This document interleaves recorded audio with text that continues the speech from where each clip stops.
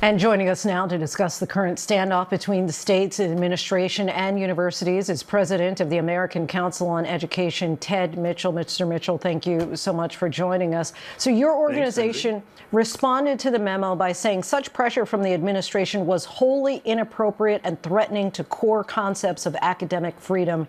Elaborate on that for us. Well, you enumerated just a few of these issues at the jump, and to require institutions to give a standardized test, to define merit according to that standardized test. I think that makes it very, very hard for institutions to do one of the fundamental things it does, pick who it teaches. Sure, the law is clear that we can't use race, got that. We're working on that, but the administration has gone further, banning the use of any sort of measure that isn't a standardized test. We think that that's a usurpation of a fundamental role of universities. And the administration says that it can withhold federal benefits if institutions don't sign this compact, as the administration calls it. Do we know what benefits might be withheld? Well, it's they're offering it on the other side, that you'll have preferential treatment, which we also don't know.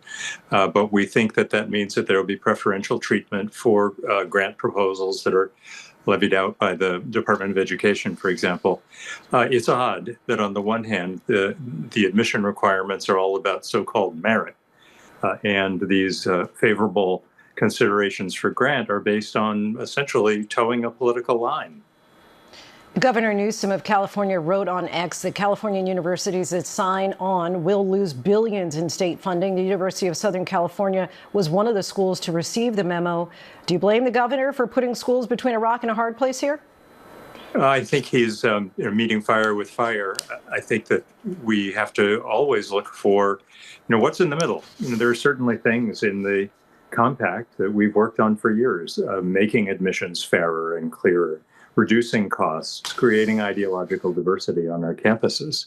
But to do it in this draconian way, I think, invites the kind of response that the governor has issued. The answer is in the middle.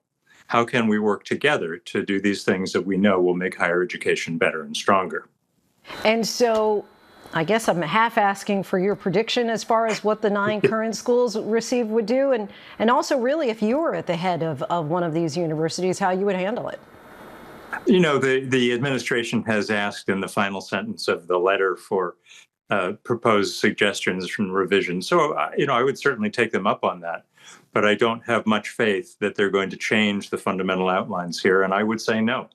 I would say no to this particular compact. Even if you would lose a lot of money? Even if I would lose a lot of money. President of the American Council on Education, Ted Mitchell, we thank you so much for your time tonight. Really appreciate it. Thanks, Linsey.